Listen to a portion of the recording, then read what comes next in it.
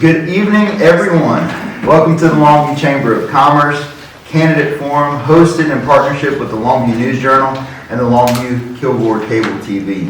My name is Mark Robinson. I'm the External Affairs Manager at SWEPCO. I'm also on the board of the Chamber and the Advocacy Liaison, and I'm excited about these types of events because it just means a lot to our business community and ultimately to our community at large. So thank you for being here. This forum is a pivotal opportunity for our community to engage directly with the candidates vying for positions in the upcoming Longview City election set for May 4th, 2024. We're here to discuss the future of Longview and to hear the candidates' visions on moving our city forward. The Longview City election will be held on May 4th, 2024 for Mayor, City Council District 1, and City Council District 2. Early voting begins April 22nd and extends through April 27th, 2024.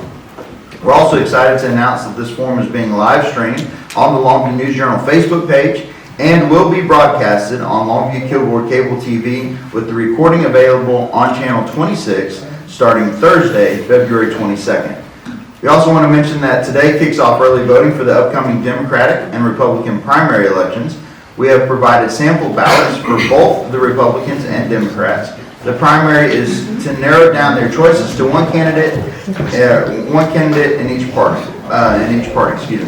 The Libertarian Party and the Green Party will not vote for their candidate until the November general election. To see samples of the multiple ballots available depending on residency within Gregg County, please visit greggcountyvotes.com. Now, let's acknowledge our generous supporters and outline tonight's proceedings. Every member of the Longview Chamber has made a commitment to the continued growth of the Chamber, and 13 members have made additional investment to move the Chamber into the next century.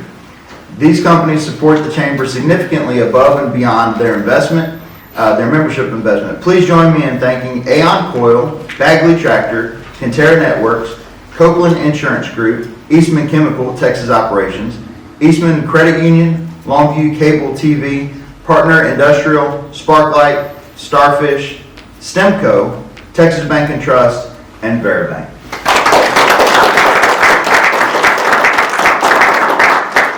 And we appreciate the official media sponsors that are here tonight as well, Longview News Journal and Longview and Kilgore Cable TV.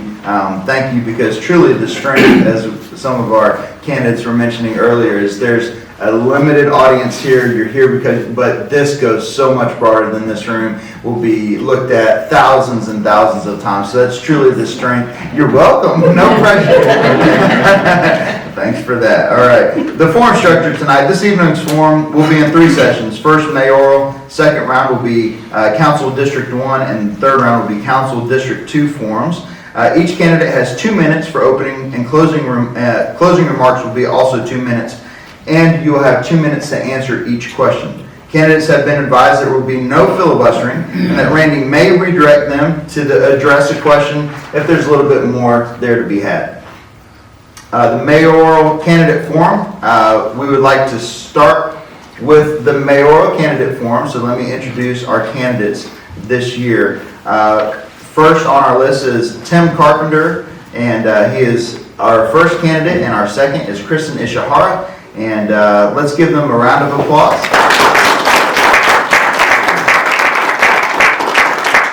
And I just want to say thank you to both of you for being willing to take this on. We have our current mayor in the room, and it is not an easy task, and just something that, again, can be rewarding and thankless simultaneously. And it's not something that you do for the money, it is something that you do because you're passionate about the community that we live in and that we get to exist in. So thank you. Randy, I'm going to allow you to, or ask you to please start with the first question, and we will alternate questions. And the first question, I believe, goes to Tim. This first question to candidate Carpenter. Can you tell us why are you running for Longview mayor? I'm sorry, let me pause. Introduction. I apologize. Look, y'all got something. Look, you mess up, you raise your hand. So as opposed to the first question, let's have our opening remarks. And let's start with Kristen because the first question, now you know what it is. A little cheat code there. Kristen, if you could please start with your 2-minute opening remarks. Absolutely. Thank you. My name is Kristen Ishihara. I am a estate planning and elder law attorney here in Longview. My husband and I moved here in 2006 after we both graduated from Baylor Law School, and we have been privileged to raise our young family here. I have 2 7th graders that are at Foster Middle School, and Longview just has truly blessed us. I've grown in my professional and adult life here, and I have been privileged to have given back in a number of ways and had opportunities to be involved.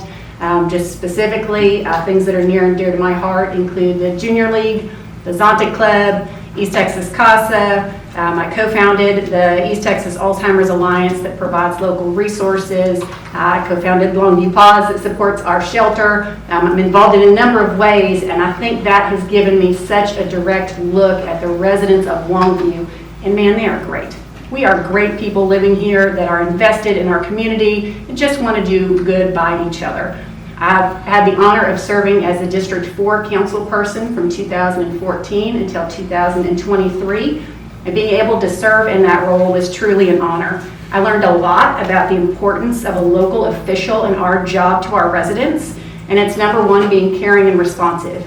If you contact me, I will get back to you in 24 hours. I will help you solve your problem. It may not be the solution you asked me for, but I will help you. Number 2, not being afraid to tackle big problems.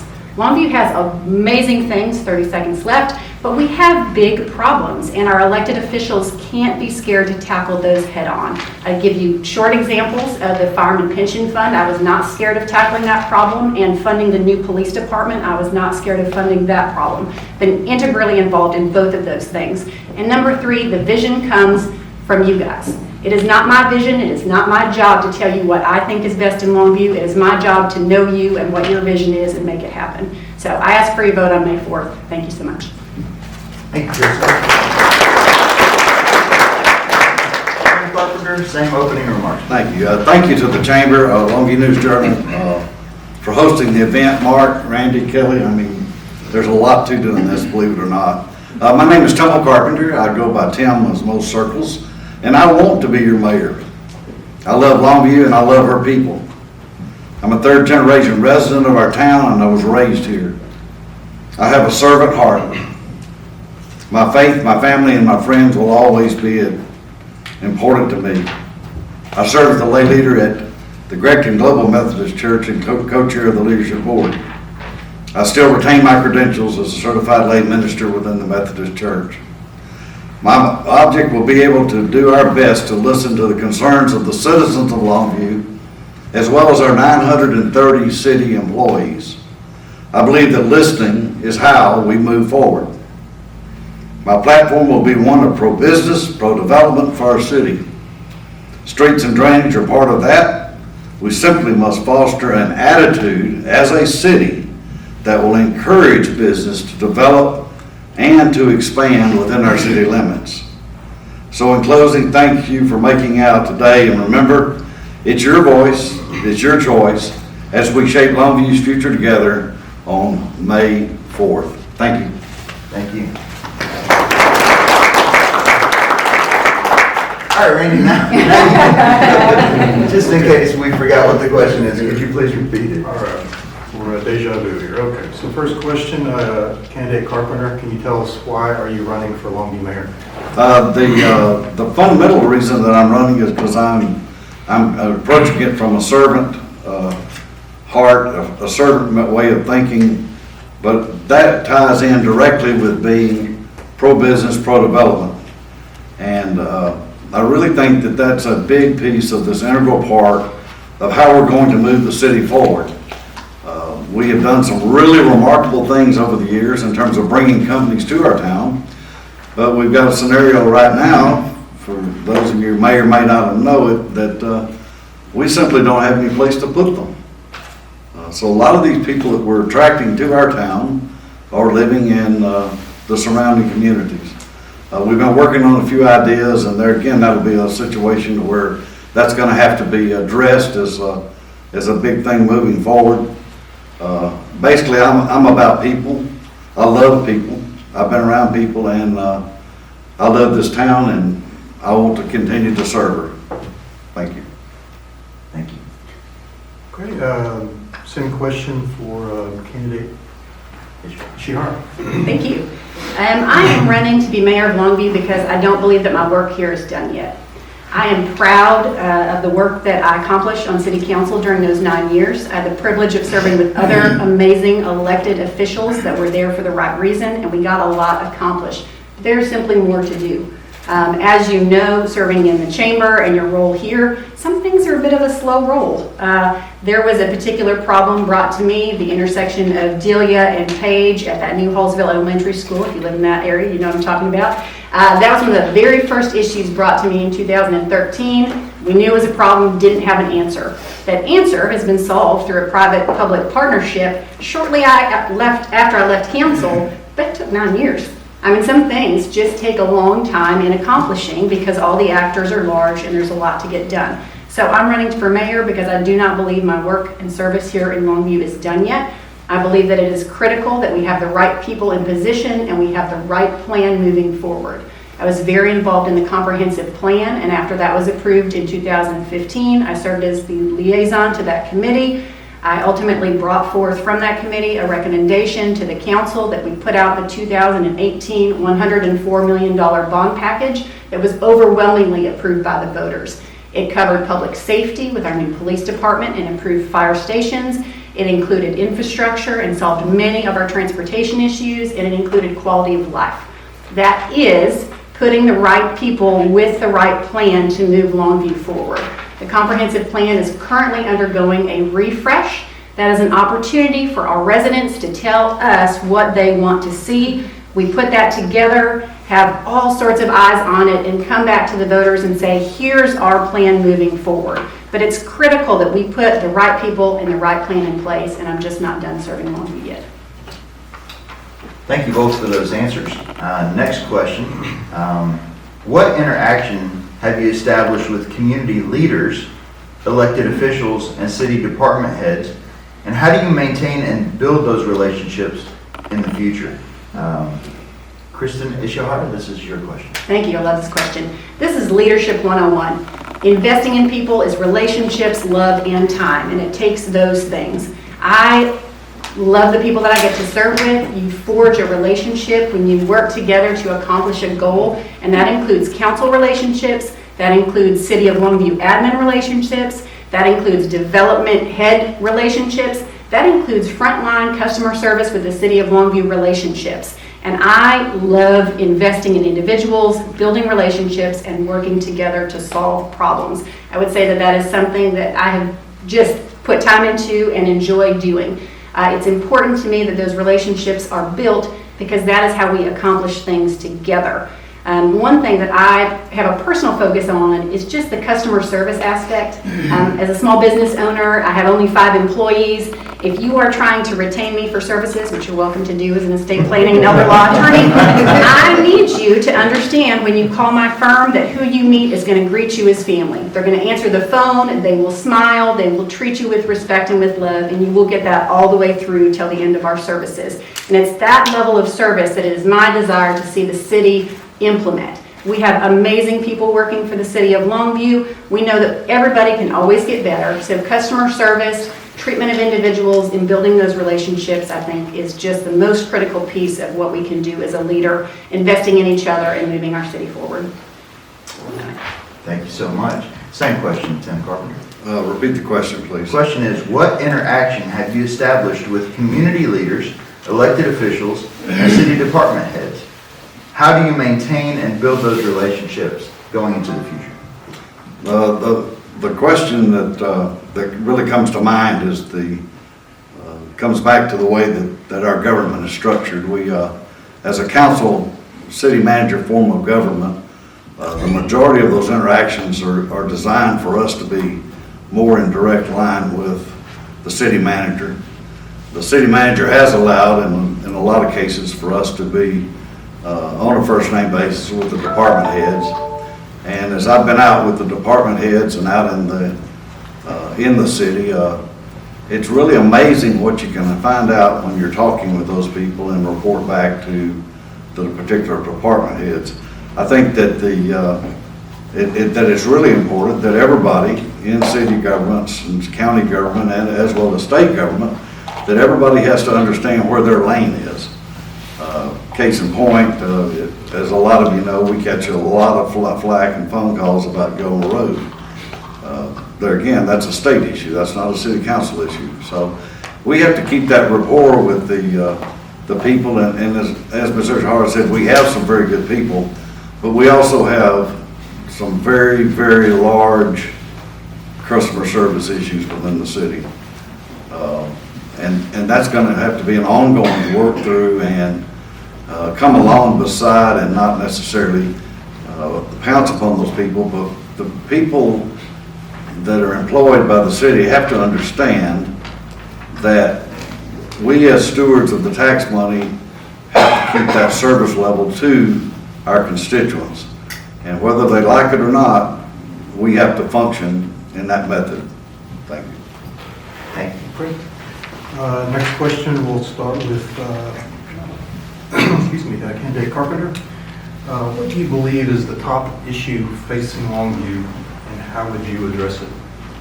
I think without a shadow of a doubt that the top issue facing our city right now is the fact that we do not pertain or do we not have available lots for new construction. That's a big piece of the puzzle because it never fails to amaze me how many projects are either slow-tracked or shelved or put back on the road and not going forward with their thing because we've gotten pretty tough in terms of the way that we bring development to the table. You will hear, if you haven't heard, that there are people who say, I'm never going to do business in Longview again. And we're going to fix that. You know, this is a great place to do business. And that's one of the reasons I'm going to push the pro-development side of it. We need about, right now as we speak, and we'll have the numbers to substantiate it, we're short single family, we're short multifamily in all districts, in all sides of our town. And that's a problem, folks. If you're going to try to expand your economy and attract business, your people that are coming have got to have somewhere to live. So pro-development, pro-business is where I'm going. Okay, thank you. Same question for your opponent. Thank you. So the greatest issues facing Longview, I think, are the primary focus areas of the city council. So that's public safety and that's infrastructure. And that's our main job. It needs to be the main issue that the mayor and the city council continue to address. All things really flow from that. Economic development, quality of life, everything is built on those fundamental building blocks that we as the council are responsible for. And that means being responsible for the immediate needs, but also, again, looking out to the future. The biggest job the mayor has for the city of Longview is to look in the future and see where Longview needs to be in 20 years. Garner that vision and help put things into place. The city of Longview does a great job of having master transportation plans, comprehensive plans, park plans, all sorts of plans with us working together to put those into place. I do have one, what I call a success story in the city investing in infrastructure that I'd like to share. Some of you may remember in 2011, there was a street bond. That street bond built infrastructure here in downtown that maintained and improved our streets. When I first moved to Longview, downtown was dead. There was no one living here. There was no business here. That initial investment of infrastructure in the vision of the city council at the time, which I was not on, helped build downtown into what it is today. That first public investment brought private development that you see, us understanding through the small area plans that living was a requirement in downtown for it to have businesses to develop. And now what do you see? You see Arts Longview coming in and putting murals and wrapping utility boxes, and you see people in downtown Longview day and night living their life. That is a decade-long transformation, but started with infrastructure investment and the vision of the city council. That's our main job, that's our main issue, supporting public safety and building infrastructure. Thank you both. This next question actually has a statement in front of it, and then it is a question.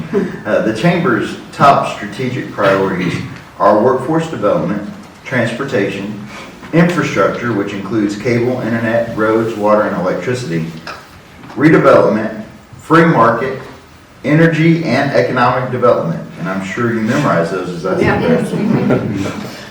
What do you think is the most important issue related specifically to growing business in Longview, and how would you address the issue? We're going to start with Kristen Ishar. That's a lot of question, Mark. Yeah, so Read it again, just the words in the I'll just do the Yeah. question again. Okay. How's that sound? What is the most important issue related to growing business in Longview, and how would you address the issue? Sure. So the greatest issue, I'll give you two, and I think Longview Economic Development Corporation addresses both, but it's workforce and it's bringing new businesses and redeveloping businesses, and what tools do we have in our tool belt to bring them here.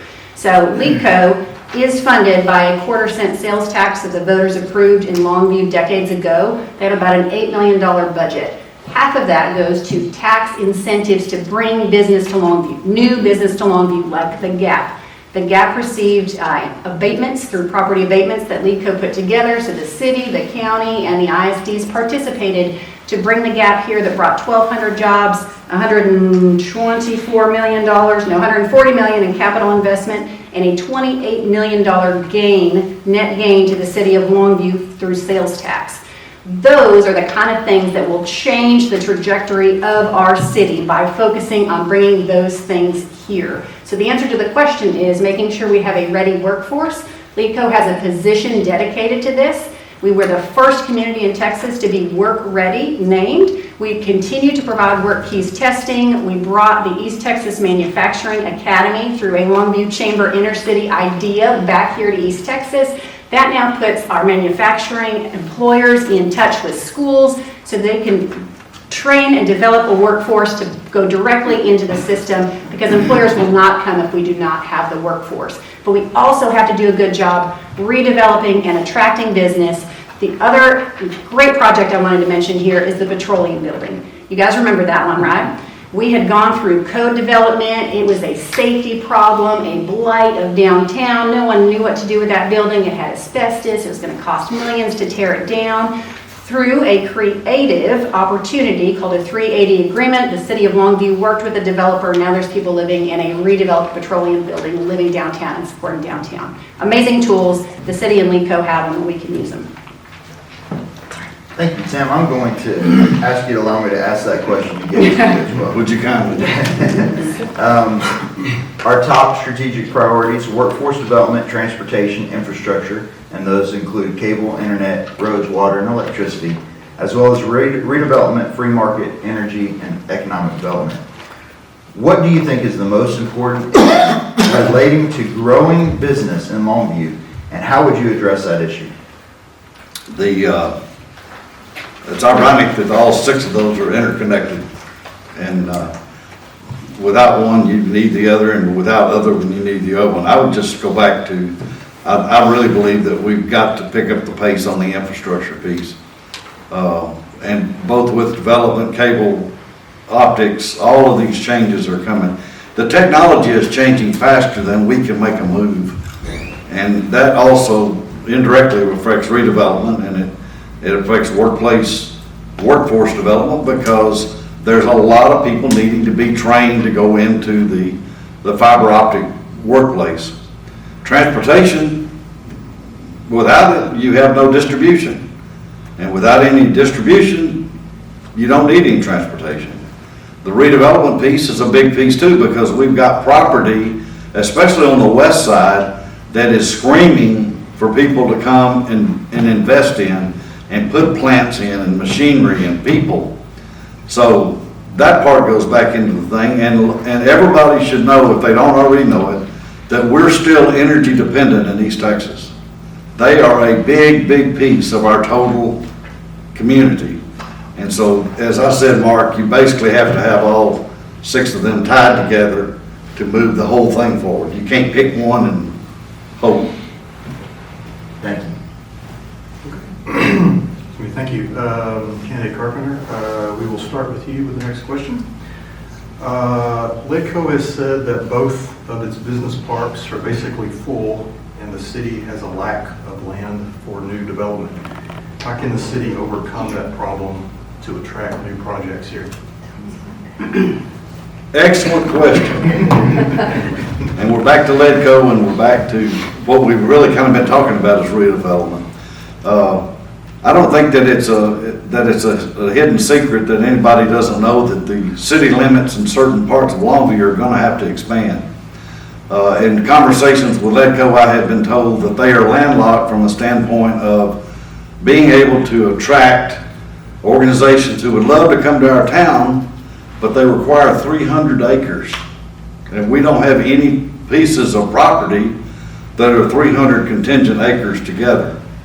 So from that standpoint, I would say that the answer is that they're short land, and incidentally, they say they're short land, but Mr. Randy, the truth is they're short land on big projects, but we've still got plenty of space, West Industrial District, East Industrial District, North Industrial District, and the old, what we called Neiman Marcus. So the smaller pieces of property are there and ready to go. The infrastructure's in place, it's go. It's specifically focused, as I understanding and talking with Ledco, that they are needing 300 continuous acres to attract some of the companies that they're visiting with.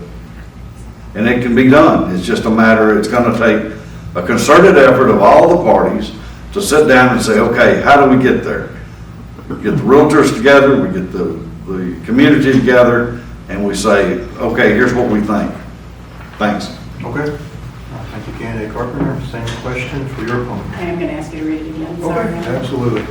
Okay, Lidco has said that both business parks are basically full, and Longview has a lack of land for new developments. How can the city overcome that problem to attract new projects here? Sure. I think the answer, I'm going to repeat one of my former answers, which is having the right people with the right plans, because it requires some creativity to help focus on that redevelopment. Looking at current buildings and seeing what they could be, the petroleum building would be a good example. Looking at I-20 and going back to that small area plan and envisioning what could be at I-20, that wasted space that we need to put something on to attract people into our town. Looking at how we can be creative with redeveloping dilapidated buildings. There are, in all different areas of Longview, there are buildings that are vacant, that are becoming dilapidated, that we can have vision for, that we just have to share with other people. I'm certainly, I don't necessarily have that creative vision, but I know how to build the relationships and build the resources to have those things. Of the small area plans that were funded for downtown, one of the creative ideas was giving up Heritage Plaza and moving that somewhere else to put a building there. One thing that didn't come to fruition was giving Hensley Park, the voters approved that, back to a developer and building another park somewhere. Those are not things that, are immediately obvious, but there are creative solutions if you put the right people in place that have built the relationships, that know how to work together to see those things happen. So I think focusing on small area plans in certain areas, TERS, tax districts, are things that I think we need to look at in the future. They can help in one particular area, keep money there to redevelop it. And so we need to look at some additional small area plans in other areas of Longview that need that development. And instead of looking at growing out, let's make sure that we've redeveloped all those areas here in Longview that maybe need some attention. Thank you. All right. This one is a less flowery, a little bit more hammer and nails. Public safety employees receive 5% pay raises in the 23-24 budget. Does the city need more adjustments in the 24-25 budget to maintain or reach adequate staffing levels? This me first? Yes, ma'am. Yeah, the answer is probably yes. That's a hard one, and we do rely upon third-party studies to come back and tell us that, but we're running understaffed in fire, in police, and in general city staff. That is a nationwide problem, that staffing is a problem, but as a city of Longview, we can only do what our dedicated staff can provide for us. So if we're running with not the appropriate staff, we need to take a very hard look at that. When Mayor Mack ran, that was a platform that he had, making sure that police were paid correctly, looking at other areas, and making sure that we were not losing good, qualified public servants to areas that are close to us. And I know that still continues to happen. So we have to look at not only their pay structure, what quality of life do we give them, what benefits do they give them, why should someone come work for the city of Longview? We have to help paint that picture. But the short hammer and nails answer is probably yes.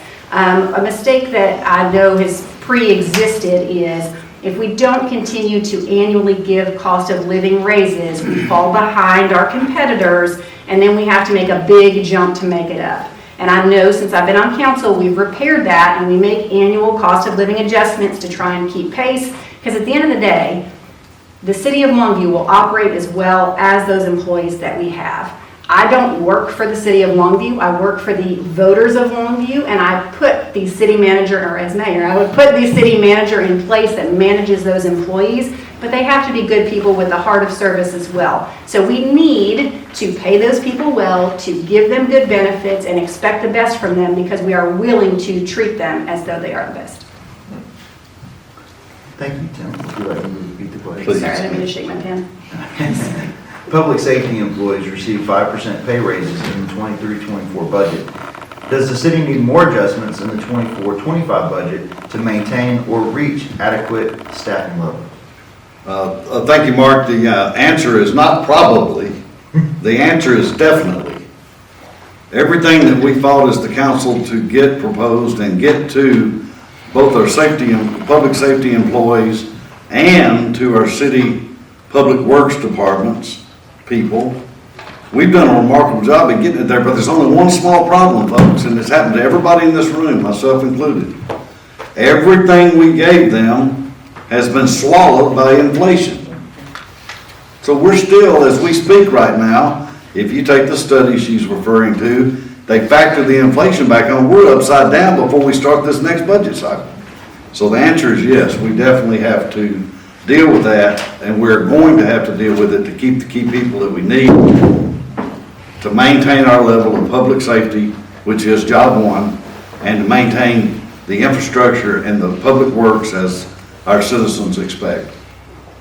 Okay, thank you. So now we will have closing remarks, and we'll start with Candace Carpenter. Thank you. In closing, thank you again for your attendance.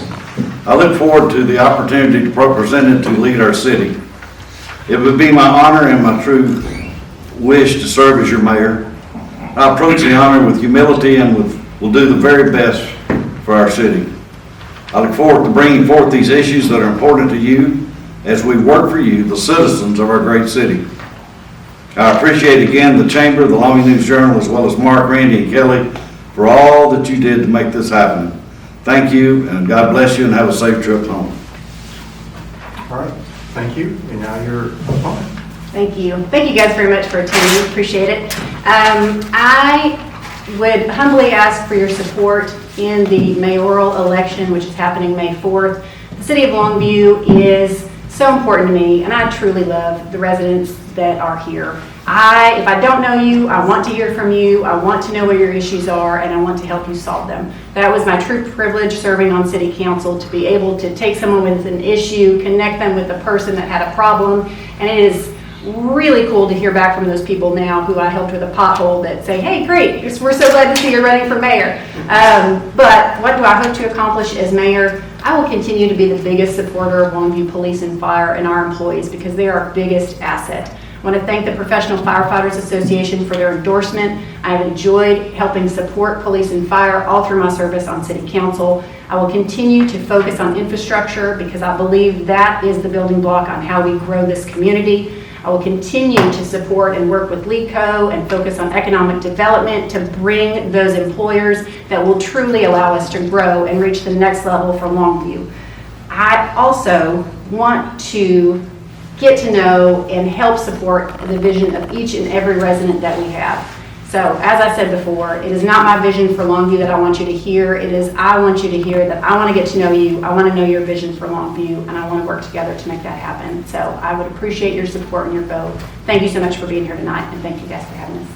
If we could give both of our candidates.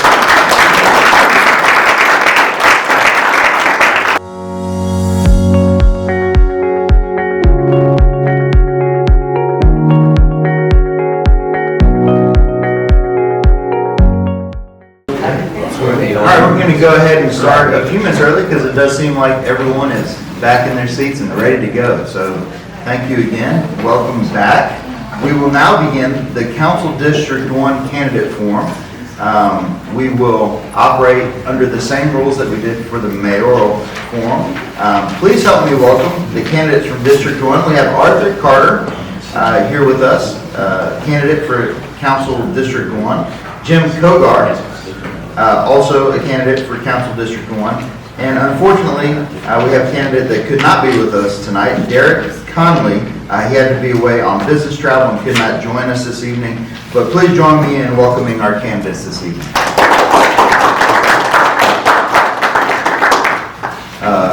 Let us begin with opening comments, shall we? Arthur Carter, if you could please, 2 minutes for opening comments. Thank you. And then Jim will go to you. Thank you, Mark. I'd first like to thank all of you that made the attendance and made the trek out to this very important event. I think it's monumental that we know who we are voting for and who is serving our communities.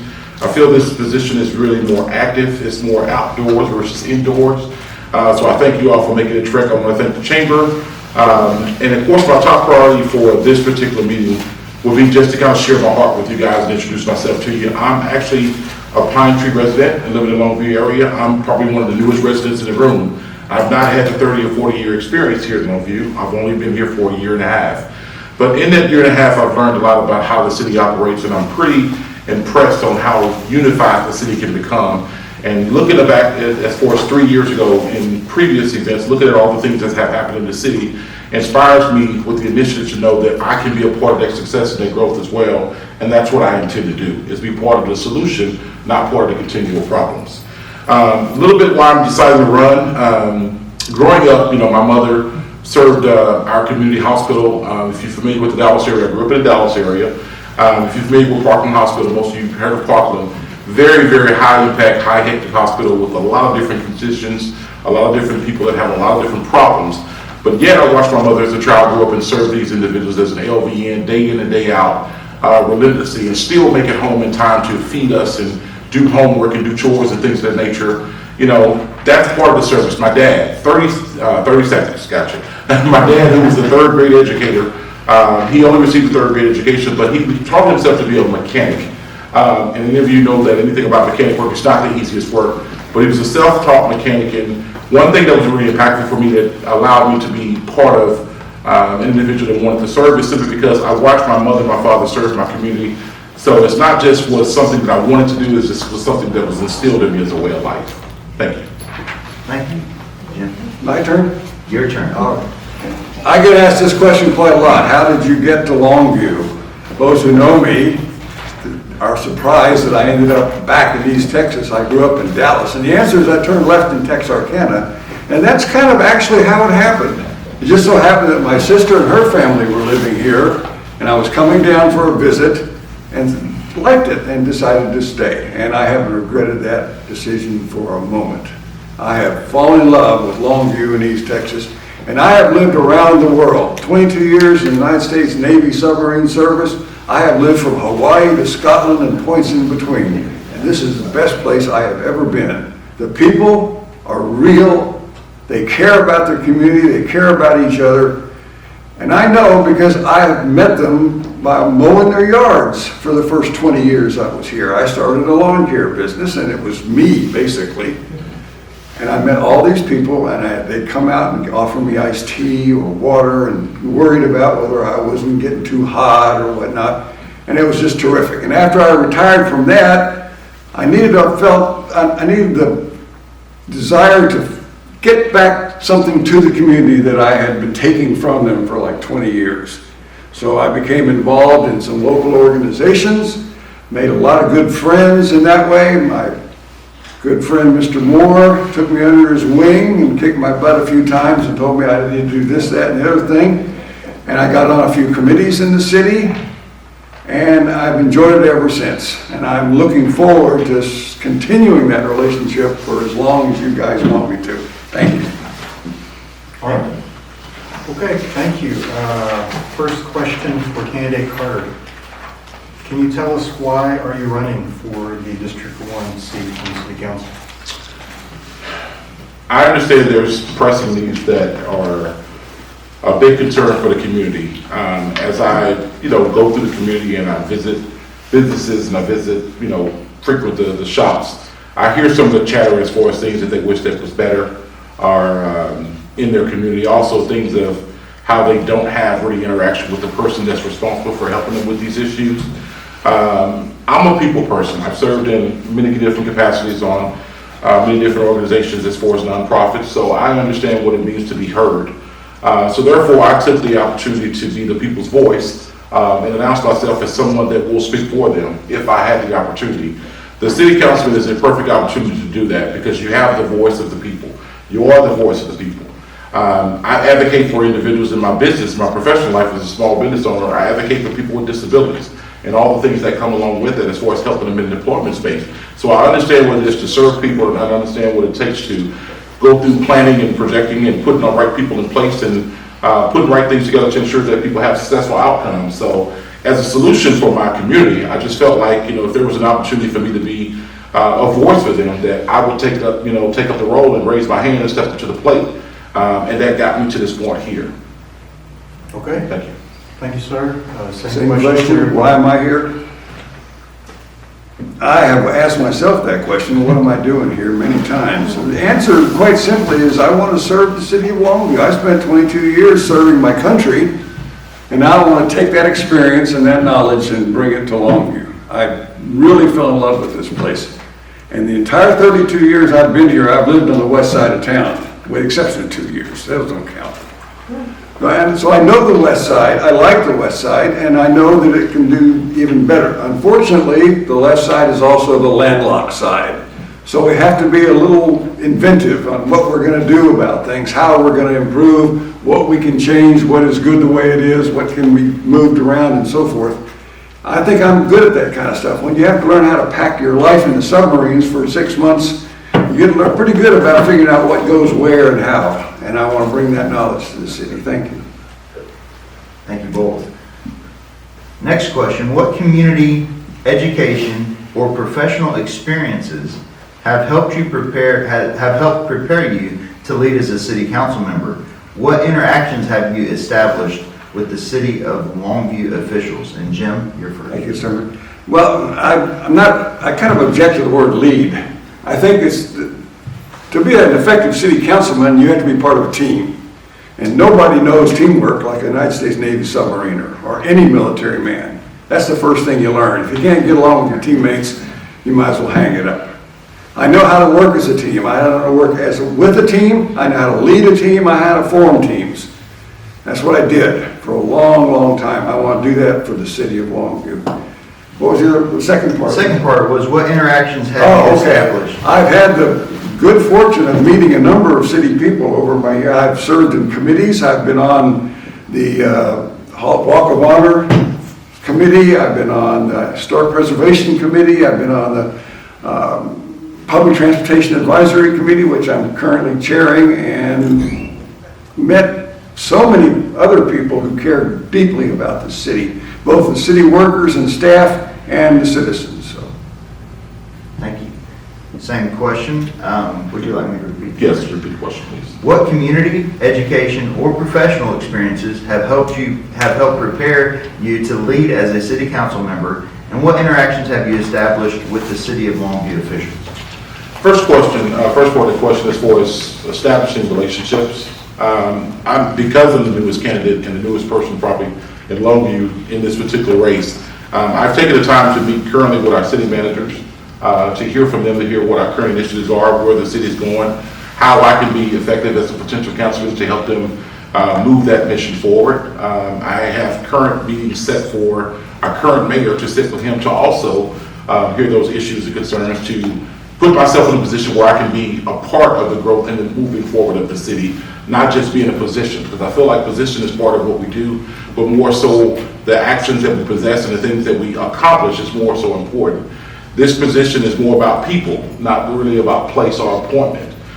This is the people's race, and yet, my, counterpart here, he's done a lot of great things for our country. Unfortunately, I can't sit here before you guys and say that I have that history, but professionally, I have learned to through the healthcare profession, you meet a lot of doctors, a lot of lawyers, a lot of physicians.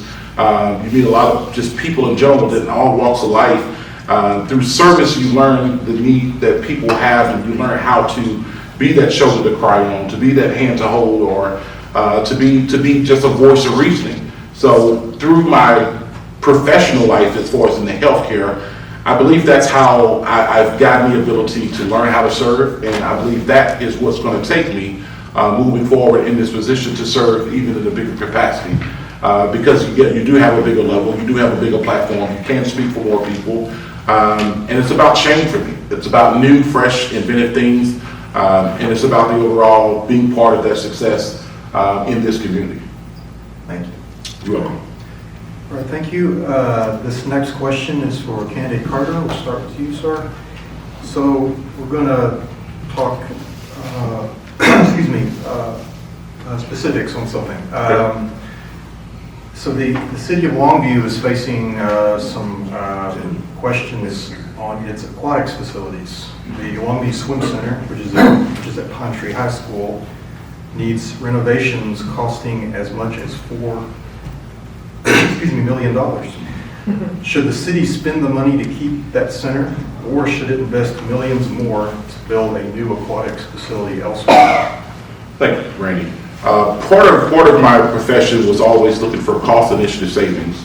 I know it's great to have money to spend and be able to spend money, but when you think from a cost savings perspective from now to the next 5 or 10 or 15 years, $4 million to me will be a lot less investment as opposed to spending $15 million to potentially redo that same pool. So in the stance of Pine Tree Pool, I'm really for investing the money strategically into that project to ensure that we can rebuild that pool, to give the community something that they all have been wanting. Again, part of our job as service is, if we can and if all possible, work out a plan to help the citizens get the things that they need in the community, then by all means we should. So therefore, as far as the Pine Tree Pool, my stance is that I would invest the money. I would invest the money and find out a way that the city and I can get together, develop a plan to give that back to our community. Okay, thank you, sir. Same question to your opponent. Swimming pools. One thing that has always struck me as extremely good about Longview is they're very good at taking a look at something and planning for it, weighing the pros and cons and figuring out the best way to do this, and to avoid this, we can need to do this, and so forth. Question number one is, do we need a swimming pool? Yeah. It's East Texas, it's 100 degrees in August, yeah, we need a swimming pool, okay. Is it going to be free? Are we going to have memberships? Most importantly, are we going to have free swim lessons for the children of Longview? We don't waterproof our kids. With all the rains we had that hit these creeks going up, we're going to be having a problem with that. And I think any efforts we make for a swimming pool, indoors, outdoors, redoing Pine Tree, has to include some kind of a city program to get the children waterproofed. Without that, it's money not well spent. You're just throwing it away. And whether you want to I haven't seen Pine Tree's pool, so I can't comment on whether it needs to be overhauled or rebuilt or whatever. But I trust that there are people in this city that can look at it and give me a fair evaluation of what it would cost to do this versus that, and I would probably go with their recommendations. Thank you. Thank you for your answers. Next question. Downtown has undergone extensive additions in recent years, along with major street renovations and a proposed downtown garage. What else is needed downtown to take it to the next level, and how does that become a reality? Jim, your question. Okay. There was a talk at one time about making downtown Longview a good place for seniors to live. There's a couple places that have condominium type things that they could buy or rent out, and Petroleum Club, I think Kristen mentioned. And that's great. I think a vibrant downtown is exciting and fun, but if you're going to have people living downtown, you also have to have the conveniences that are going to make that a place that they can live comfortably. If they have to get in a car and drive half a mile to the supermarket, they might as well be living someplace else. The whole point of living downtown is you can get rid of your car, you can walk to the dry cleaners, you can walk to the supermarket, you can walk to this, the pharmacy and old people need pharmacies, so it's gotta have a pharmacy. So if you're gonna make a downtown attractable for living and not just a hub for business and entertainment, that has to be taken into account. And right now, I think the closest place to get buy food if you live downtown is the Kroger's on the corner of McCann and 80, right? Yeah. So that has to be done, because I know I would love to live downtown, put my car away and never have to drive it again or pay gas or insurance or any of that stuff. But I can't do that if I have to drive halfway across town to buy food, clothes, so forth and so on, okay? So yes, I'd love to do something downtown, but it has to be with a plan that will include things like, thank you. Shopping has to be a consideration, all right? Thank you. Excellent, thank you. Same question, and I'll repeat it. Downtown has undergone extensive additions in recent years, along with major street renovations and a proposed parking garage. What else is needed downtown to take it to the next level, and how does that become a reality? Thank you, Mark. One thing, since I've been here, I've seen Longview grow over the year and a half I've been here into more youthful type city. I believe the average age of 24 to 34 is kind of our target market of people that we're seeing looking for opportunity and gravitating to the city.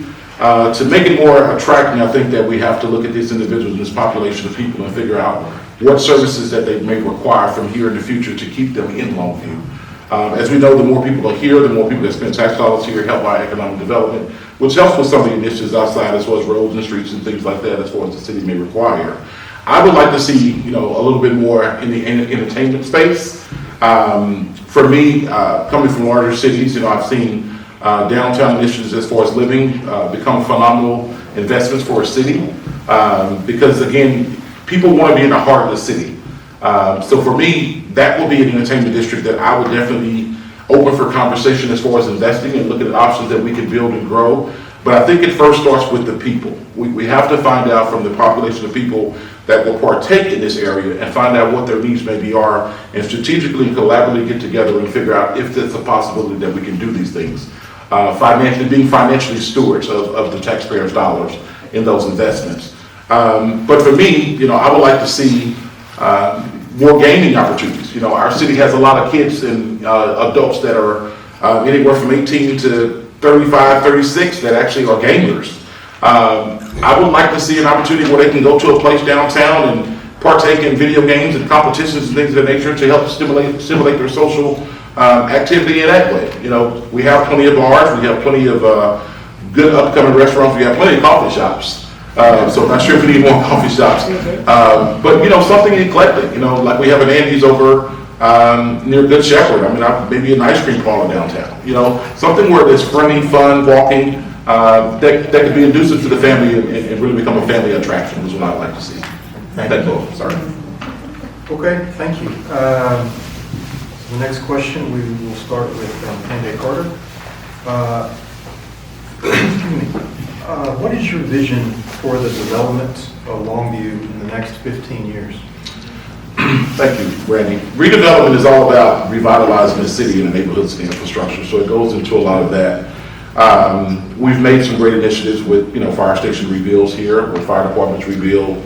Over the next 15 years, as far as redevelopment, because there are so many profound pieces that goes involved with that, I would like to maybe look at it from a perspective of repairing some of the city's infrastructure from the smaller development piece. I know we talk about the larger development, the things that we don't have here, and what we would like to attract, but to kind of hint on what Ishihara was saying, I think looking into some of the smaller spaces and what we could do with some of these smaller spaces. For instance, on the west side, there's a lot of areas and opportunity of buildings to be refaced and reoccupied and maybe repurposed in a way that could be more beneficial for the redevelopment. So over the next 15 years, I would like to see a slow, progressive climb, so to speak, to where we're moving that needle to where we're bringing in new innovative businesses, that we're rehabbing some of the current dilapidated businesses and making them more affordable, and also allowing ourselves to continue to be progressive in the growth with our population to ensure that we can service all people. As we grow and people want to come and live in Longview, I would definitely like to see us from now to 15 years to be that city to where they want to be, to ultimately end up that Longview is the place to be. The city has adopted a great model, the real East Texas, In the next 15 years, I would like to see that turn into that statement, where it is the real East Texas, where we are the hub, we are the center of activity, that you must come through East Texas, through Longview, is what I would like to see just as an initiative. That may be wishful thinking, but I'm a dreamer, right? So therefore, I think in the next 15 years, we can do a lot as far as looking at current trends and figuring out where we are, where we could go, and how we can better serve our citizens, current and future. Thank you. All right, thank you, sir. No, give it to me one more time. Yes, sir. What is your vision for the development of Longview in the next 15 years? Okay, thank you. Well, this is District 1, don't forget, we are landlocked. So I wish when the trail system had been designed that they'd included us, quite frankly. All we got is Birdie Park and McWhorter Park, and they're great. They're both terrific, and they've done a lot of good work on them. But when it comes to people go out for a walk or walking their dogs, it's just circles. So 1 mile track, I think, at McWhorter, if that, and it's considerably less at Birdie Park. So I wish we'd somehow been able to include District 1 with the trails at Borman Park and the rest of them. So I feel like we're kind of stuck out in the corner and everybody else is enjoying the view and the walks, and we're sitting over here all alone crying for help. And I wish they'd do something like that in Longview. There's a nice trail from Julianne Park up to McWhorter, and there's a nice walking track around Birdie Park, and those are great. But when you look at the park and the walks that we've got for the rest of the city, you can walk almost all the way around this city on a great trail comfortably with trees and fauna and great stops for necessities and so forth. I just wish we had something like that, and I would push for that if it was at all possible to do. Thank you. Thank you both.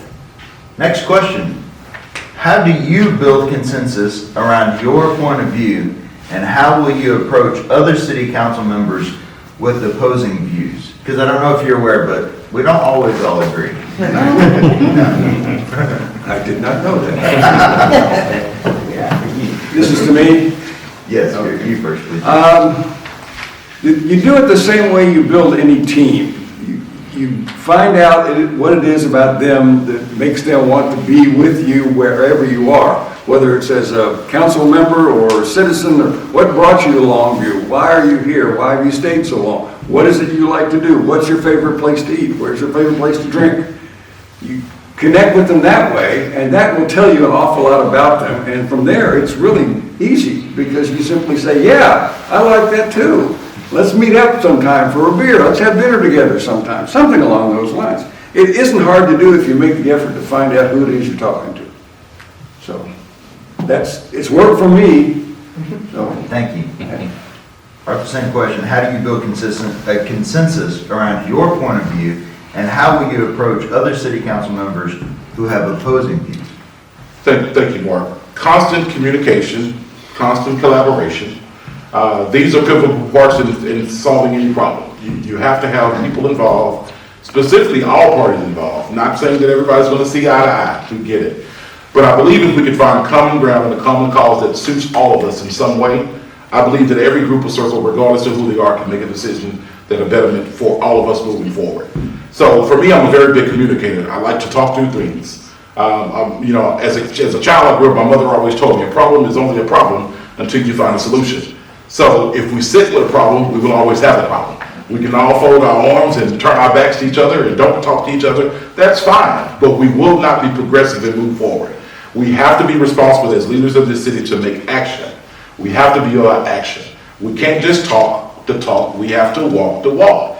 I'm new to this whole game, but I understand one thing, that I'm a man of my word. And anything that I say I'm going to do, best believe me, I'm going to do it. So I don't have a lot of answers as far as the professional answer to, or the etiquette, how can I say, the appropriate answer or the political answer regarding groups. But I do believe this, that all people have a common interest on some level. And if you are big enough to sit down and have those conversations, I believe that at the end of the conversation, you'll find something for you and for everyone involved. You can make a decision, because again, at the end of the day, what we're doing is not for ourselves anyway. So if you're holding back initiatives for your own basis, I feel like you're doing this for the wrong reason. So as a councilman, I believe you have to be in a position to make those hard decisions and have those hard conversations.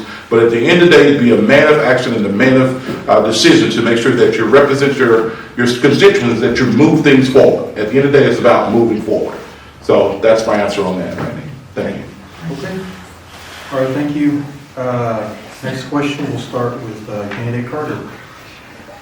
What is the top issue facing your district, and how would you face it, address it? I believe for us, as Mr. Coker led to, is, on the economic development side, there is a lot of opportunity for small business development growth. There's a lot of buildings that are in need of refacing, or reconditioning, or repositioning. For the particular west side, I see a lot of opportunity for us to expand on some of the land that we do have available as far as the economic developments to help the city, whether that be, small mom and pops, whether that be small manufacturing outfits. I think for me, just driving around my part of town over on the west side, I see that as a great opportunity that I feel like I can be an impact on helping to initiate change in an area by being the one that actually drives the streets and being the one that actually frequents the shops and, being the guy that's out in the city, because I feel that as a councilman, part of what you should be doing and looking at issues in your city, you first have to be present, you have to be accessible, you have to be accounted for. And I'm not afraid to go outside and speak with anyone on any issue. I'm definitely more of an outside type person when it comes to handling business, so to speak. I would like to sit behind the desk or behind the office. I want my constituents to know that whatever the main issues are, theirs or the city's issues, that I want to be a guy that's for them, that's present and accounted for in those conversations. So for me, I think we can put some more effort into the economic development, building up some of the older buildings in our cities and, dilapidated areas, and maybe looking at some refacing options. Or look at maybe some of the smaller businesses that are not as big as Gap, but that can be brought into our area to help influence the economic piece of, which helps the, of course, infrastructure and all those other things. All those things are intertwined. But for me, I think that's a great opportunity that I see on the west side, that I would like to be a part of the initiative in helping change that look of the west side, so to speak. Okay. Thank you, sir. Same question. Everybody knows that lives on the west side that Pine Tree Road is the main artery through our part of town. My street, I live on Real Road, so I get all the traffic that's going to Walmart. And there's a lot of them. I'm glad when that gets fixed. I noticed the other day that Harrison Road is being widened. And I'm hoping as part of that plan, there's going to be a lot of opportunities for businesses to open up there. I haven't seen the plan. I wasn't even aware how much work had been done until I stumbled out there the other day. That's all the way to Fisher is being widened to 4 lanes. It's going to be great. And if we can get some businesses out there, that's going to be a big boom to us. Right now, it's Pine Tree Road, or that's about it, really. I mean, until you get up on the other side of Hawkins. So I'm hoping that that's going to be the new face of District 1. We'll see, I guess, huh? Thank you. Thank you. Next question. Jim, you'll address this one first. How do you intend to keep your constituents informed about issues facing both the district and the city? And how will you solicit input from your constituents? Thank you. As a retiree, I have nothing else to do but be home all day, and I'm not a soap opera fan, so I'm available. And I would encourage everybody in the district to feel free to call me at any time. I promise you, I will pick up my phone if it's at all possible. Showers, maybe not, but the rest of the time, absolutely. Tell me what you have in mind and we'll work it out. All right, it's as simple as that, really. I'm available. This is not going to be a part-time job for me. I have nothing else to do but serve District 1 for the next 3 years if I'm elected. And I hope you will elect me, so thank you very much. Thank you. Same question for Arthur. Which was for you? Let me restate. How do you intend to keep your constituents informed about issues facing both the district and the city? And how will you solicit input from your constituents? To keep them informed, I believe there needs to be an equal medium to where everybody can get the information. Not everybody's tech savvy I'm more of a Facebook, kind of Instagram, kind of social technology kind of connected guy. But I do understand that a lot of my constituents in the area are not. So I believe I can take a a play from one of our previous councilmen's playbook, with initiatives such as having town hall meetings, making yourself available to the people at a certain time and a certain day of the month where you are solely there for them and their needs. While you're getting their needs, you also can relay to them information that's related to what may be current and what's going on currently in the house or behind the door, so to speak. Making like things like town hall. I'm definitely, like I say, I'm an out and about kind of guy. I definitely want to be around your businesses. I want to be around your neighborhoods. I want to be at your events that you're having or family reunions that you may have. I want to be the guy that's around the information and around the people at any given time to ensure that I'm always accessible and I'm always in the know as far as what's going on in my part of the city. To make it more accessible, I do utilize technology, and that's something I would like to be able to maybe one day teach my constituents that don't have the savvy to do Facebook and things like that. I don't mind teaching a class on how to use the Facebook as another medium to be able to get in touch with me. I'll give you guys a quick example. There's a gentleman by the name of Craig that actually received one of my flyers in the mail, one of my mailers in the mail, and from that particular time, this gentleman has constantly contacted me on issues that he has concerns about on Facebook Messenger. And every single time he messages me, I message him back.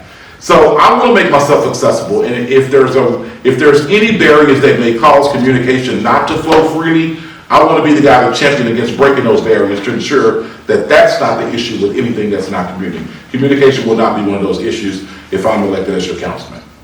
Thank you. You're welcome. All right, thank you.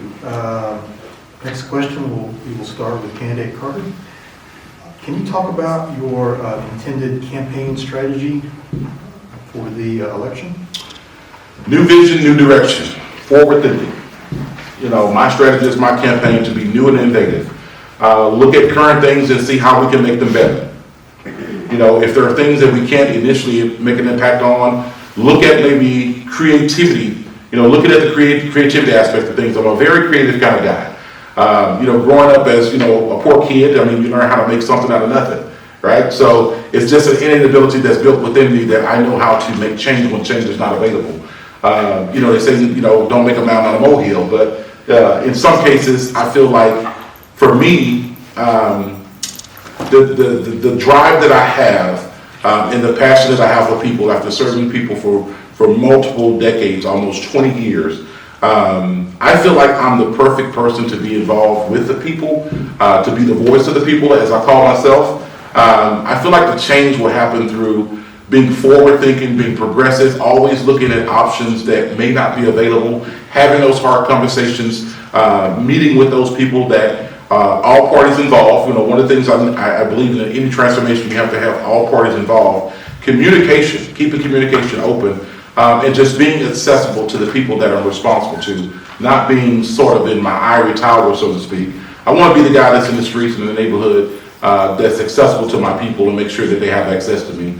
So that's kind of, you know, my initiative for change, and it's just the core of who I am. You know, it's not a makeup thing. Again, I don't have a big political platform. I've not ran for any political office. This is the first of me. But one thing I may not understand everything as far as politics, but what I can tell you I do understand is people. And that's why I'm here, and that's why I'm running for this position, to be there for the people. Okay, thank you, sir. Same question. Same question. Availability, I mentioned this in the previous question. I have nothing else to do, people, but be available to you, and I hope you take advantage of that. Feel free. Call me. Don't stop by, but call me. And I promise I will pick up the phone or answer the email. Maybe if the Cowboys are playing, it may be a little delayed. But other than that, I promise you, I will get back to you. And I will hold town halls and meetings every opportunity I can. I'd like to do them every quarter if it's necessary. If there's enough people interested to do it, I can do that easily. So I'm available. That full-time job, that's what I'm here for. If you don't like it, tell me. If you do, tell me. But tell me. All right, thank you all. Very good. I think we have time to squeeze in one more set of questions before our final comments. So I'm going to. What major capital improvements that were not included in the bond proposals would you champion in the future capital improvement plans? Jim, that's your question. That's mine, isn't it? Oh, golly. The ones that I wanted the most are already being done, and so this is kind of a tough one. Harrison Road, I wish I knew more about what they were doing on Harrison Road, and I probably have an answer for you. We can't go any place further west, so that's about it. Golly. I'm a loss for words. I really am. I don't think I can do anything except reiterate what I've already said, what my strengths are. I'm here, I'm available, and I care about this place. And I hope I have your vote. Thank you. Thank you, Jim, appreciate that. Arthur, same question. What major capital improvements that were not included in the bond proposals would you champion in future capital improvement plans? Thank you, Mark. But as a man of integrity, I must take the course of action to say that I don't know a lot of things about the capital improvement projects prior. I've only been here for a year and a half, and just in the spirit of transparency, I will say that I don't know a lot about it, but I am the type of guy that will do my homework and do my research to see what has been done and what needs to be done, and definitely be part of a champion for us what the future looks like with those development plans. So that's the best I can answer that, Mark, is that, again, I don't have a lot of information about it, but I will do research, and I'll make sure that I find myself current and figure out where we need to go from there, and definitely be part of that champion as far as that change. Thank you both, appreciate that. Okay, so we will have our closing remarks, and we'll start with Mr. Carter. All right, so again, thank you all for being here. Thank you for listening to me babble and fumble through my words. I'm just about as nervous as a cat, if you can't tell. My voice is big and I sound like I know what I'm talking about, but I'm nervous, so I'm gonna be honest. But again, what you're looking at is a clear, transparent person. You're looking at a man of integrity. You're looking at a man that's about his word. You're looking at a man that not only walks the walk, but talks the talk. What I don't know, I can guarantee I'm gonna find out. I'll do my research, I'll do my homework. I'm the one that's up late at night researching things to find out answers to things that I don't know, to ensure that I can better serve you, the people of East Texas. You're the voters, you're the voice, you have the power. I'm just the representative. I'm the puppet behind your magic, okay? And I don't mind being that guy, but I want to definitely make sure that you understand that I'm very clear and transparent, I'm accessible. One closing things, as your candidate, I stand before you as a fervent belief in the city's potential, but potential alone is not enough. It requires action, commitment, and unity. I must say that.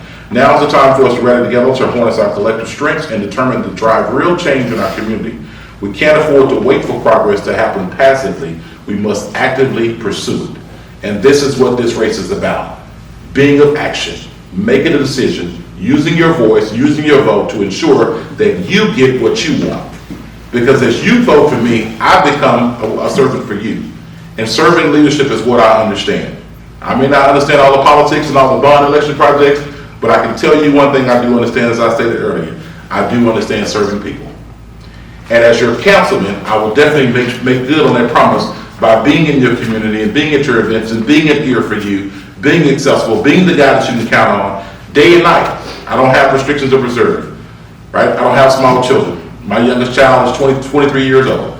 So I don't have anything that's holding me back to keep me from coming seeing you or being part of what you have going on. So again, hold me accountable. Don't let me off the hook. What I'm telling you I'll do, hold me to my word, because I am a man of my word. And I will appreciate on May 4th if I can have your vote to represent this great city of Longview as your District 1 councilman. Thank you. All right, thank you, Mr. Governor. I have been here 30 plus years. I have given a lot to this city in terms of work with commissions and teams and organizations, and I intend to continue doing that whether I win this election or not. But I really, really like to do it as a councilman. I think I can do more than what I've done so far. I care about my community. I care about the people in it. I think I know the people in it. I certainly know the community. It's a great place to live. I don't want to live anywhere else. And I've lived all around the world, people. Really. This is the place I want to be. And I want to contribute to it. Make it even better. And if I have your vote, I promise that will be my only objective. Thank you very much. Please join me in thanking our two candidates.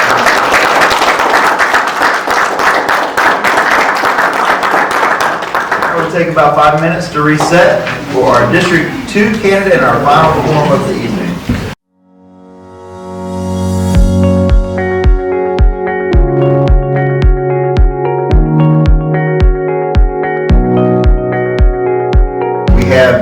Natasha Harrell and Shannon Moore. Let's give them a round of applause. We will begin by starting with our 2-minute opening comments. And Natasha, if you would please begin. Thank you, sir. I was born in Oklahoma, but I got here 2 months later, as quick as I could. I've been married for 20 years to Anthony, and I have a 14 and a 7-year-old. And I'm a real estate agent by trade, but in my spare time, I serve. I don't really do anything else besides that because I was built to serve, and I operate my best when I'm serving. So there's a lot of different boards that I've been on in the city. I've been a part of the city for almost 15 years. Sadly, people think I work for the city or the chamber. I don't. But I've been on the Longview Teen Court Board, which is attached to the city, for over 9 years. I've been a mentor with the city of Longview since 2017, and now I'm on the Mentor Advisory Council. Several different things I do. I'm a 2022 Leadership Longview graduate, and that's where I learned a lot about the inner workings of the city, and I really do recommend that program. It's put on by the Chamber of Commerce.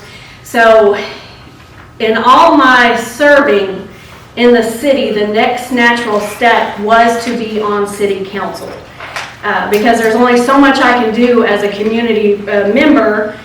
I needed to elevate myself to be able to serve in the capacity that is really needed. So my name is Natasha Harrell, and I would love to be your District 2 City Council representative. Thank you so much. And opening comments from Shannon. Thank you, everyone. First and foremost, I truly want to thank God for placing this on my heart to run and give me the courage to do so. I am a very private person, so it did take a lot of encouragement, and talks with God to run. I would also like to thank the Chamber of Commerce, Longview News Journal, Longview Cable for putting this forum together for the community. I want to give a special thank you to Councilwoman Nona Snoddy for all the hard work she is putting in the last 9 years. My goal, if elected to this office, is to make sure that all that was started will be finished and amplified. I want to thank my team and my supporters. I love y'all so much. And a big thank you for everyone that is here and the ones that are watching at home. I am Shannon Moore, and I'm truly the best candidate for City Council District 2. My experience as a registered nurse, case manager, working with the elderly, disabled, Medicaid population, ensuring they have the best quality life as possible, and while working with other entities. A business owner here in Longview that makes life a little bit easier for the citizens of Longview, not just District 2. I've done so many things to help the community behind the scenes, and now it's time to help on another level by working alongside with City Council.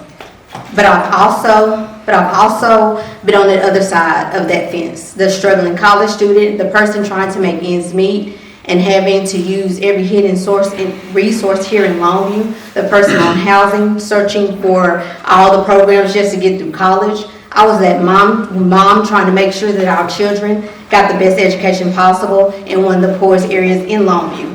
I want to ensure the people who feel as if their voice is not being heard will be heard and understood, starting by creating a better relationship between the city services and the citizens of Longview.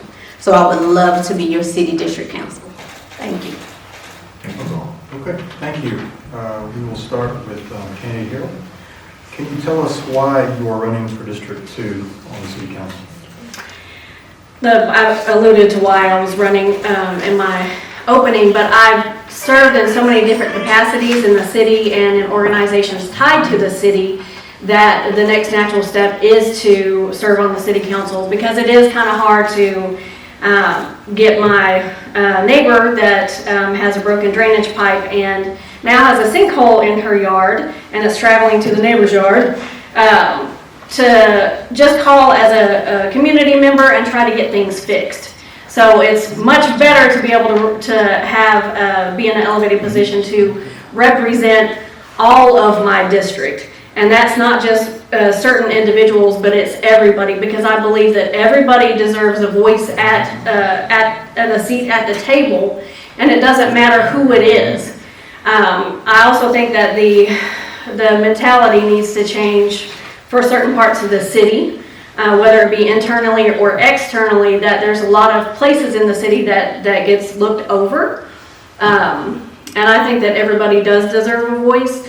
And I think with the amount of things I've been involved in, learning so many different things about how the city works and the why behind the what, I know that I'm good at bringing that information to the people, but also representing everybody appropriately with everything that I've done in the past. So I'm on the Planning and Zoning Commission as well. So learning how that stuff works in the city has definitely helped me to be a go-to person for people to call when they have questions. So in a nutshell, Mr. Robinson, that's why I'm running for City Council.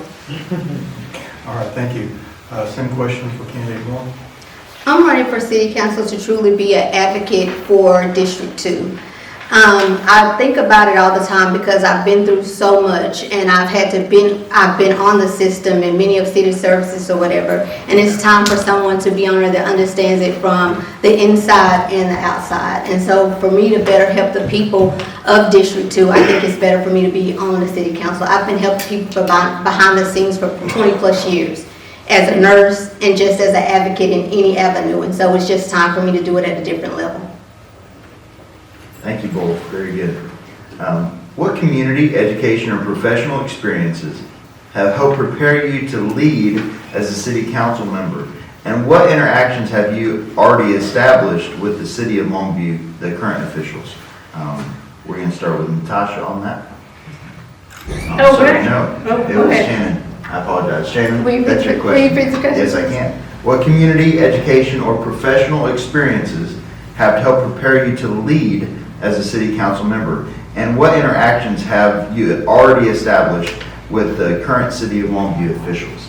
Okay, I would say that my professional career as a registered nurse, case manager, ensuring people have a better quality of life. I have met with past and present council members. I've met with city managers.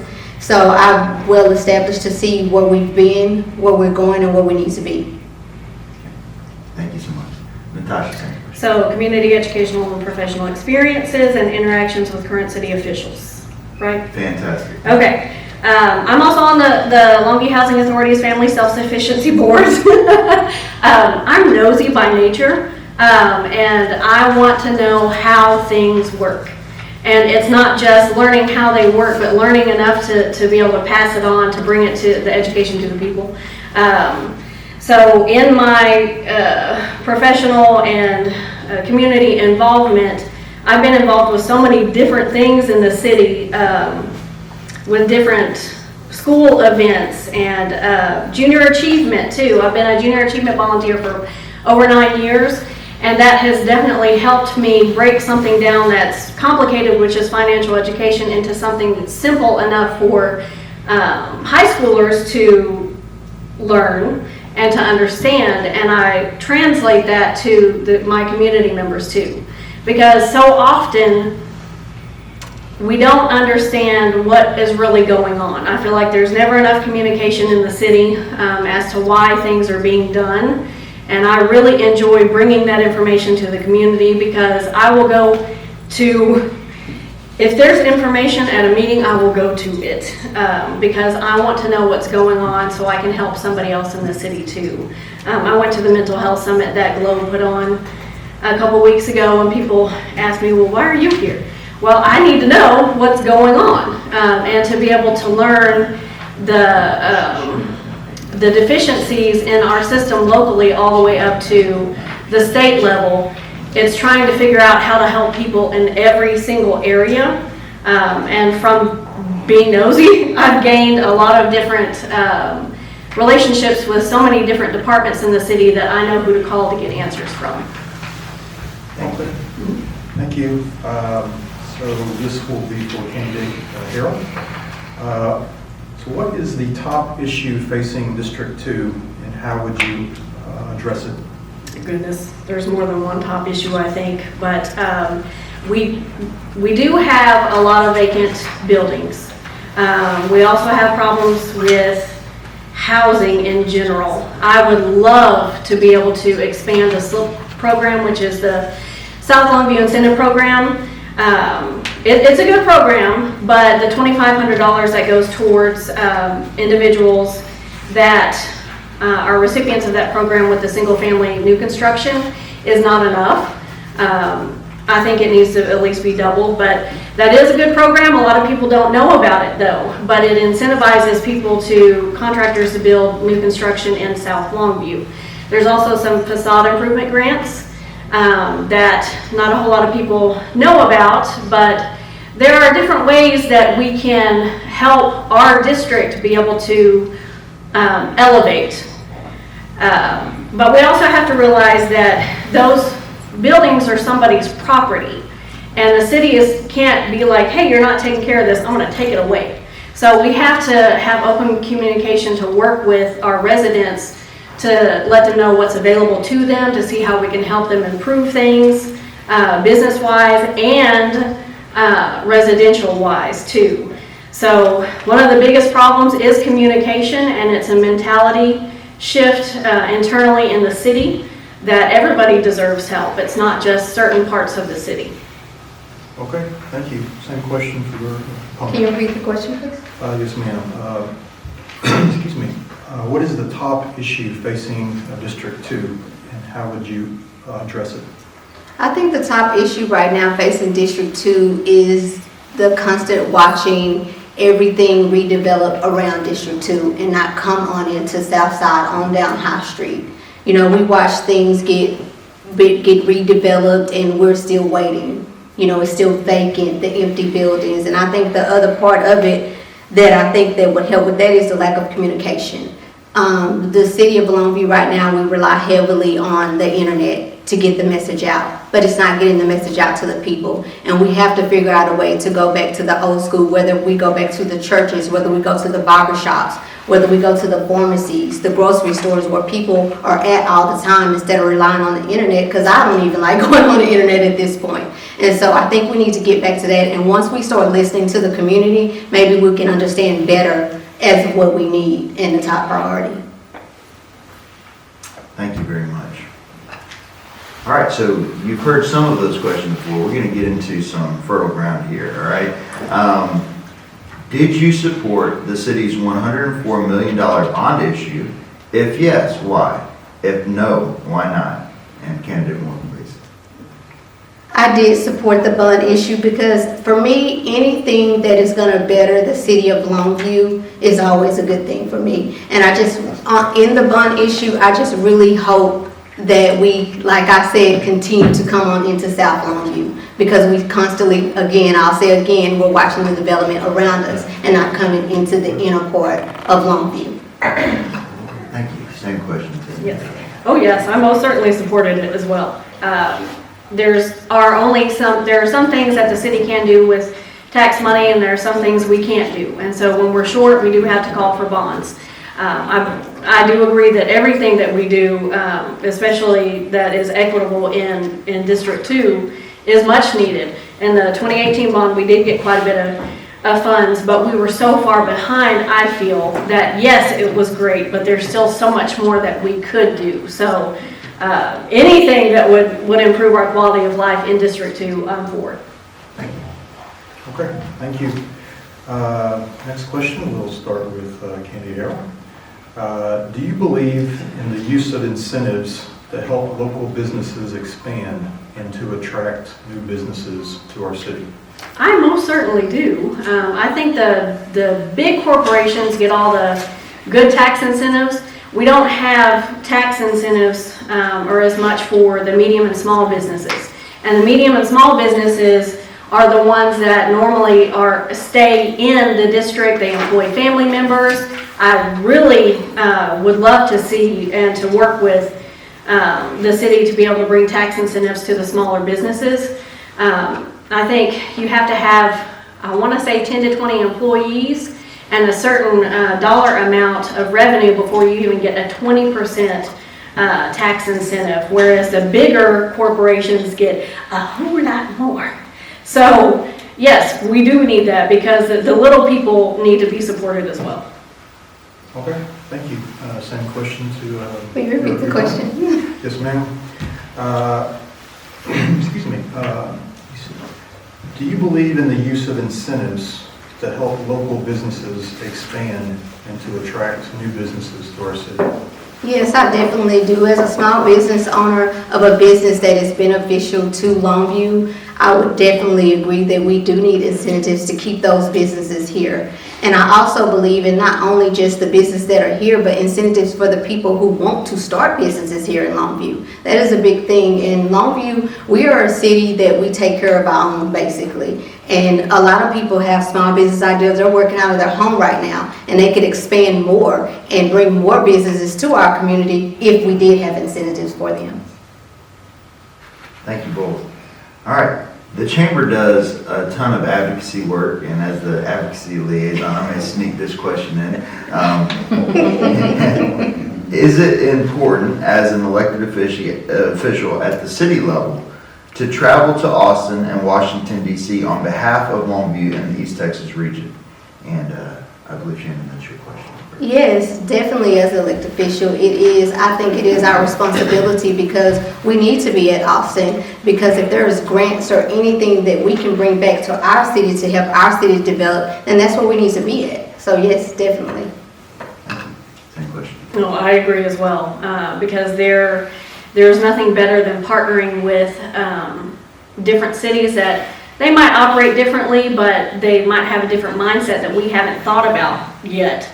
And they do have different incentives that we might not be privy to. So most certainly, anything that we can do to be able to network throughout the state and different areas to bring the information back to the people, I agree with.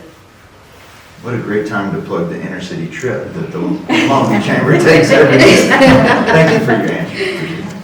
Okay, next question, we'll start with Candy Harrell. In what ways do you keep yourself informed on issues within the city and state? And what would you do to increase your level of knowledge? I will go to any meeting if I can make it. I am a Longview Chamber member, and they hold quite a bit of great meetings, whether it be online or in person. And I'm always on the city website searching for all kinds of stuff. And whenever I have questions, I build relationships with the city officials to be able to email or to text. And my subject to my email is always question time, because I need to know what's going on. The chamber has had some really good online forums too. So anything that I can do, any kind of information I can get, I'm gonna seek it out.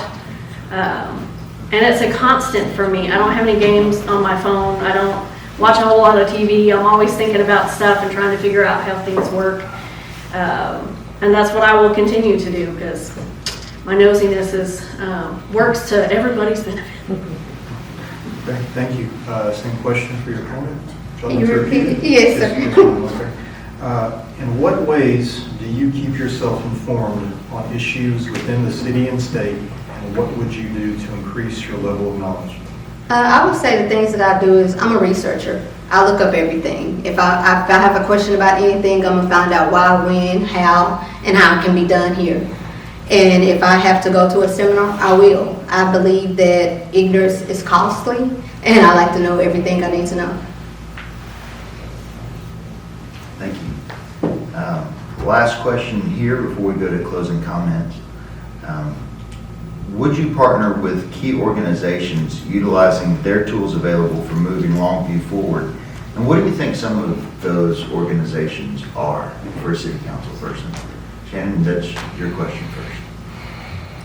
Yes, I said we need to work with key organizations. That's even with working like with our homeless issue. I believe that we need to work with organizations like One Love that deals with a lot of homeless. I believe that we need to partner with people like C Trilogy that handles mental health around here. So definitely we do need to partner with those people to solve a lot of problems that we have. And I think the reason why we have those problems is that we don't connect the dots. I believe in working and talking with even our school districts and county. I think that there's this fine line that, well, that's the county's issue or that's the city's issues. Like even with our voter registration cards, they left off the district that is supposed to be on there, our district. And to them and to somebody else, they might think that is minute, but no, that is very important. When you get your voter registration card, that district should be on there. And so I took it upon myself, and I talked with Jennifer at the elections office, and we talked back in December, and by January, she had it to now where you can look online and you can go to Gregg County Votes, and you can put in your name, date of birth, and go to districts, and now you can see what district that you can vote in, and that's very important. So yes, definitely we need to work with everyone. Thank you very much. Appreciate that. Would you like me to repeat the question? No, we have so many different organizations here, and it's not just business organizations. Yes, the Chamber of Commerce is awesome, LEEDCO is awesome, the Small Business Administration is awesome, but we have a plethora of nonprofits in the area too that serve boots on the ground community members like Newgate Mission and One Love Longview and the Salvation Army and Hannah House and Asbury House and a plethora of different things. Also, if you go to Community Fuse, they have a list of nonprofits too that Francisco is gathering that does help. But it's getting a different perspective from each one of us, and it is that communication, because if you've never been homeless, you don't know what it takes to get, you can't just go get a job. You have to have a driver's license to get a job, and you have to have a social security number to get a driver's license. Well, if you're homeless and you do have the funds to get those, where are they going to send it to? So it's a cycle that a lot of people don't know about if they've never been in that situation. So partnering with these key organizations that serves every facet of this city is important to be able to serve everybody, not just in District 2, but to be able to serve the city as a whole. Because it's not just about each one's own district, it is about the city as a whole. So I certainly agree with partnering, sir. Okay. Thank you, Candy Harrell. We will start with you with our closing comments. I'm really excited to be here. I'm excited to be able to go to the next level to serve appropriately. I believe in going to the people, not just having people call me. I will shove information down your throat if you let me, because I want you to know what all is available to you and the why. That's why I work with kids so much, because I want to make sure to drill it down in the simplest form possible, because not everybody communicates the same way. And a good leader will make sure that you are communicating the way that person is receiving it. So I really would love to have you guys vote for me for District 2 City Council, and to put my servitude to the streets, and to be able to serve the way that I was built to serve. So I'm Natasha Harrell, and I am your District 2 City Council representative candidate. All right, thank you. Get any more? Okay. First of all, I want to thank y'all again for this opportunity to speak to the community and give them a chance to know Shannon Moore the person and Shannon Moore the candidate. It is time to unify and educate District 2 and Longview as a whole on all things. It was said before, and I'll say it again, anyone can put in an application, but not everyone can do the job and represent District 2 as it should be. You want to make sure that you or have a candidate that is truly qualified and always possible. I've sat on zoning boards for the city of Longview for 3 years, but I've also been in the trenches as well. And that's what a lot of our District 2 consists of. And it needs to be someone that can know it inside and out. And it's just time for me to step in that role as a City 2 District Councilwoman to help the District 2 and to be a voice for them, and to lift up their voices, the unheard, the people that feel like they're not understood. And it's time. So I do want you to expect more and want more from me, and vote Shannon Moore for your City Council District 2. Thank you so much. It takes a lot of courage to do what each of our candidates have done tonight. Please join me in a round of applause.